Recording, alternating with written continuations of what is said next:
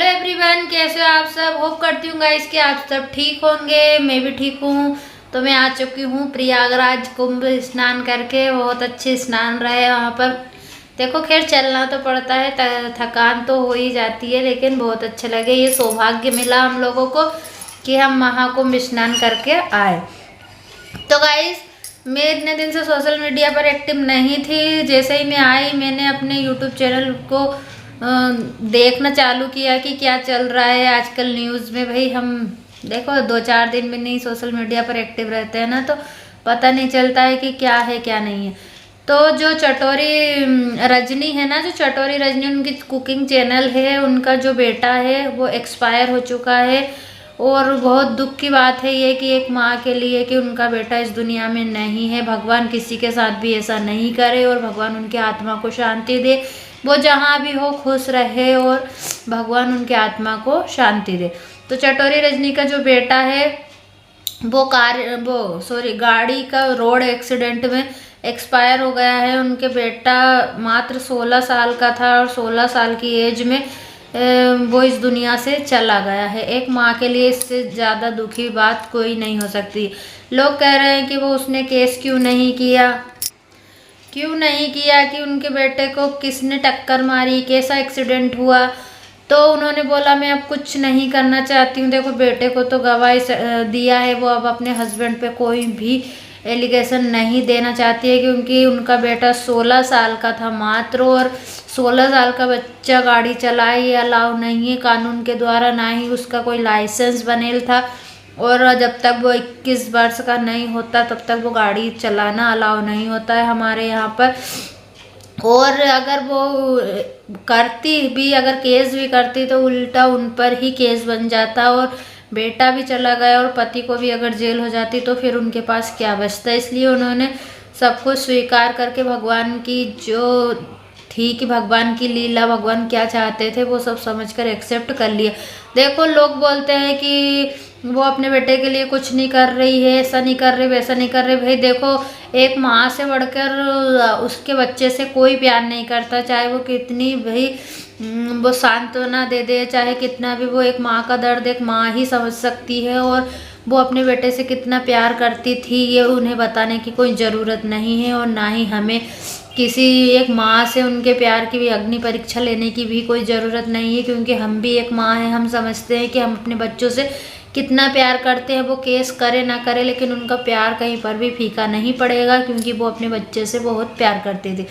उनकी यूट्यूब की जो एडिटिंग थी, वीडियो की एडिटिंग, वीडियो शूट करना, सब कुछ उनका बेटा ही करता था। देखो 16 साल की एज कहने के लिए छोटी होती है कि बच्चा 16 साल का है, लेकिन आज के ज़माने में 10 साल का बच्चा भी बहुत कुछ सीख जाता है।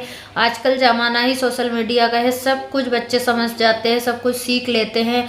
अब देखो उन्होंने तो मना किया होगा अपने बेटे से कि बेटा ड्राइव थोड़ा कम किया करो, मत करो, लेकिन बच्चे आजकल के सुनते नहीं है। और बुलेट भाई हमारे घर में भी है, हमें पता है बुलेट में कितना वजन होता है। अच्छा खासा इंसान जो गाड़ी चलाता है ना वो भी बुलेट को कंट्रोल नहीं कर पाता है कभी कभी। लेकिन वो 16 साल का बच्चा दिखने में दुबला पतला वो बुलेट चलाता था और दो तीन लोगों को बिठा के बुलेट चलाता था। देखो एक्सीडेंट कहकर नहीं होते, हादसे कहकर नहीं होते, अचानक ही होते हैं।